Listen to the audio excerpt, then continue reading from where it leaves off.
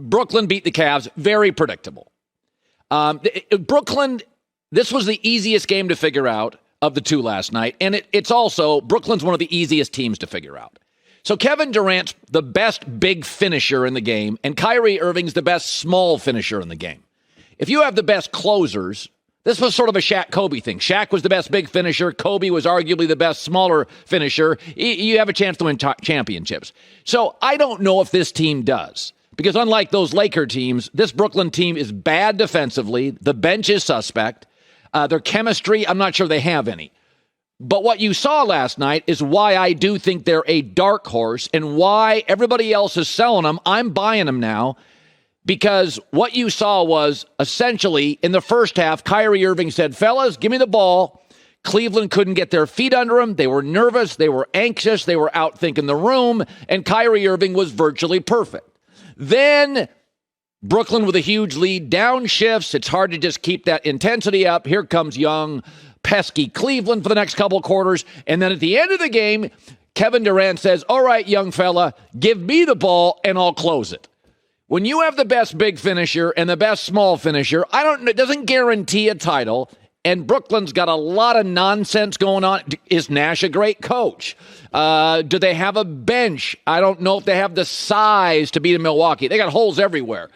But this is a really predictable outcome. Kevin Durant is a spectacular talent. Offensively, I've said this before, he's one of the only players in league history would beat Michael Jordan in a game of one-on-one. Jordan could never stop him. And he's also wildly underappreciated defensively. Kevin's a great defensive player. He's got some injury stuff. Sometimes he's a bit emotionally a wanderer. I still think he should be in Golden State. He'd beat Jordan in one-on-one. Not saying he's a better player. I'm saying he'd beat him one-on-one. He could put it on the deck. He could beat him off the dribble. Michael can't get up that high, and he would block Michael's shot at times. He is a gifted once-in-a-lifetime player. Kyrie Irving's a smaller version. He's the best small closer in league history. He is in just filthy good.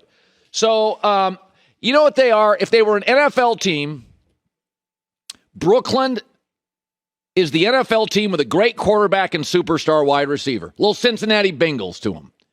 Is that you're not sure if they can win a championship, and they got holes all over the place. But if you have a great quarterback and a great wide receiver, you can beat anybody, anytime, any place, anywhere.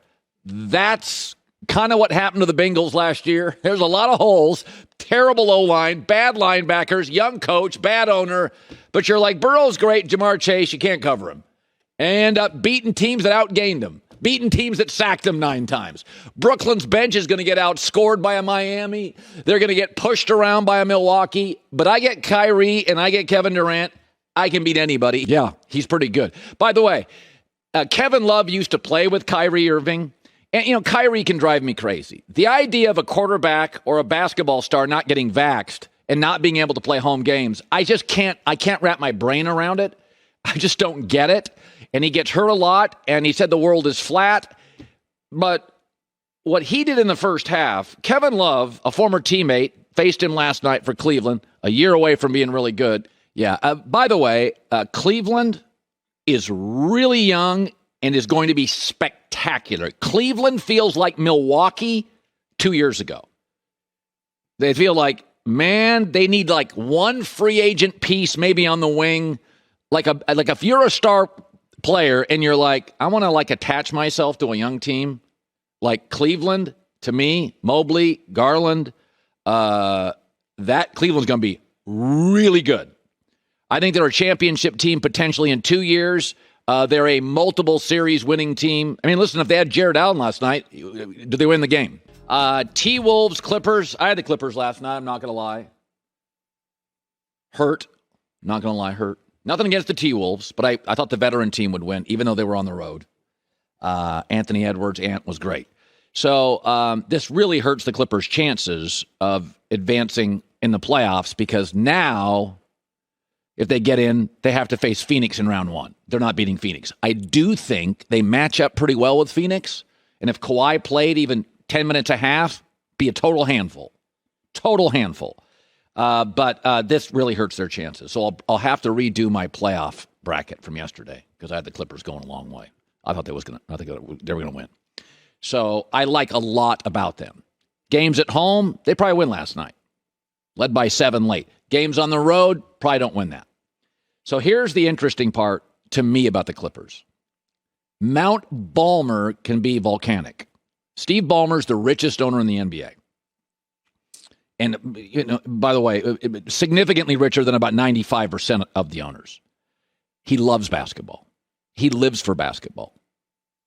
When he was the number 2 guy at Microsoft, he was legendary for just going and hanging out at high school basketball tournaments.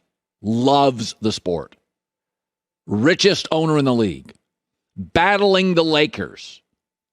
Really shrewd, really clever, really smart, and really intense. He's not paying for an 8 seed. Okay?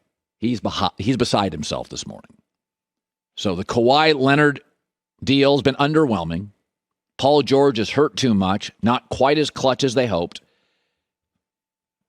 Mount Balmer may explode here. They have a huge front office. I think it's the most highly compensated scouting staff and front office in the NBA. And what compounds it is that when Ballmer bought this team, there's been an opening in the West, right? Sort of like when Michael Jordan retired for baseball for a couple years, all of a sudden the East was wide open. The Lakers have a couple of stars, but they're old and they're falling apart. And the Warriors have a few stars, but they're old and can't stay healthy. So the old talented teams are kind of rickety, and they're sort of the last couple of years have opened the door for the Clippers to fly through it. And the young teams in the West, Memphis and Minnesota and the Pelicans and Denver that are really good, they're not quite ready to win the West.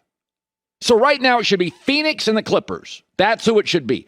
The old star-driven teams are falling apart physically, and the young star-driven teams are not quite ready. This should be, for the last 2 years, a Suns-Clippers conference, period. He's paying for it. The guy knows basketball, Steve Ballmer, loves basketball, will spend whatever it takes, and he's got an 8 seed. And they're going to open up with the Suns.